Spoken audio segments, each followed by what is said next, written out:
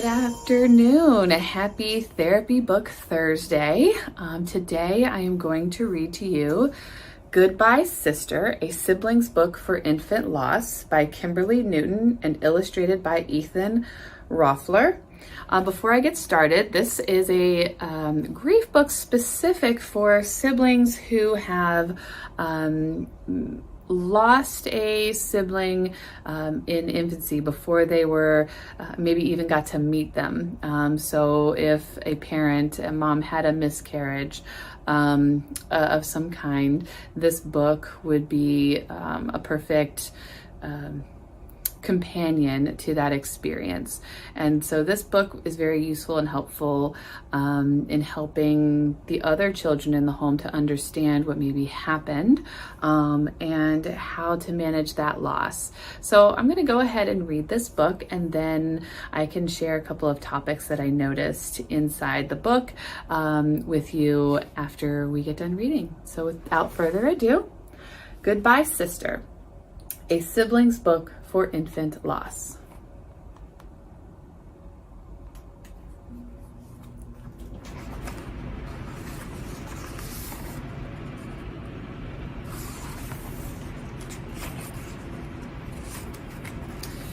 This book is dedicated to all the big brothers and big sisters who shine with love and hope even on sad days.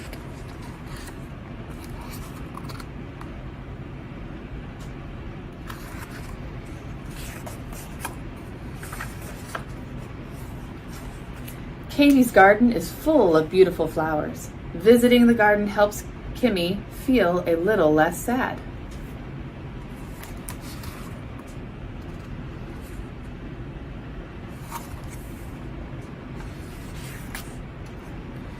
Kimmy remembered how she felt when she first learned she would be a big sister. Mommy and Daddy said they were going to have a baby girl. Kimmy was excited. She would have a baby sister. Where did babies come from? Kimmy asked. Babies grow in a special place inside of a mother, Mommy said. You grew inside of me, and so will our new baby.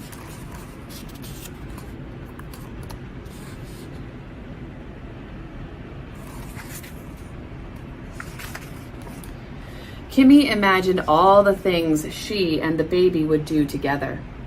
They would read books, discover new bugs under stones in the backyard, and eat drippy ice cream cones. Mommy's belly grew and grew with the baby inside her. Kimmy loved her baby sister. Is the baby coming today? Not today, said Daddy. Is the baby coming today? Not today, said Mommy with a smile.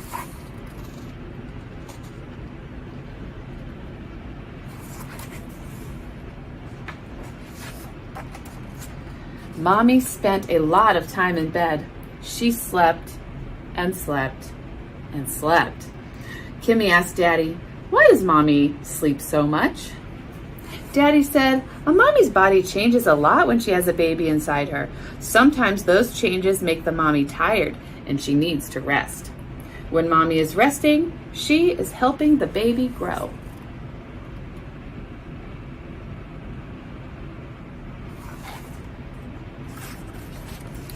Kimmy wanted to do nice things for Mommy. She helped around the house and garden. She sang her favorite song loudly in the bathtub so that Mommy and the baby could hear from the bedroom. When she put her hand on Mommy's tummy, Kimmy could feel the baby kick. The baby was strong. Kimmy kissed Mommy on the forehead like Mommy often kisses her. The baby got kisses too.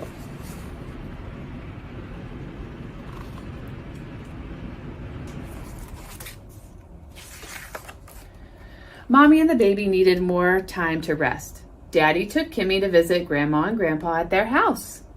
Kimmy loved staying with her grandparents. They always did fun things together. Sometimes she danced, sang songs, or drew pictures, which made waiting for the baby a little easier. Kimmy wondered when the baby would come. She looked forward to meeting her little sister.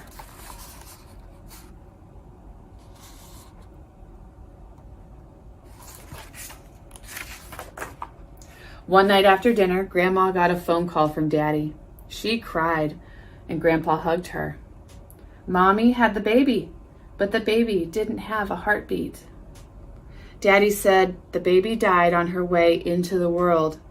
Her name was Katie.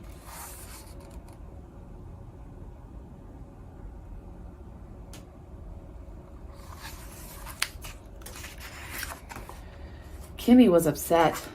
She wondered why Katie died. Mommy said it was no one's fault that Katie died. Her body stopped working. Katie wouldn't be able to kick Kimmy's hand, feel her kisses, or hear her songs. Katie was gone, and she couldn't come back. Kimmy's dreams of reading books and eating drippy ice cream cones were gone too. Goodbye, dreams. Goodbye, sister.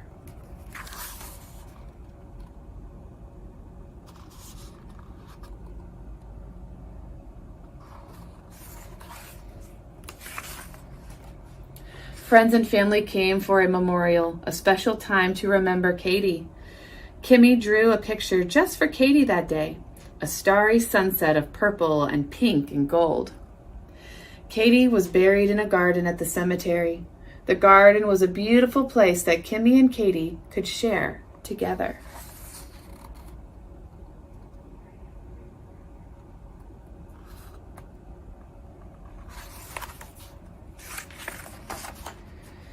Kimmy felt sad after her baby sister died. Sometimes she didn't feel like drawing or singing or dancing. She would sit in a quiet place, read books, and snuggle her bear. Mommy told Kimmy, "It's okay to be sad." They cried together. Kimmy liked to look at the box with Katie's baby things inside and remember her. She loved looking at Katie's little footprints.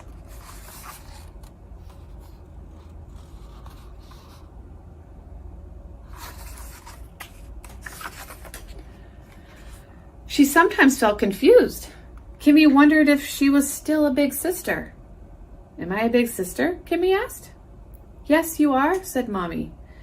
"You love Katie. You will always be her big sister, even though she died." On sunny days, the family visits Katie's garden. Sometimes Kimmy brings a new picture for Katie. Kimmy whispers, "I will always love and remember you, Katie. You are in my heart."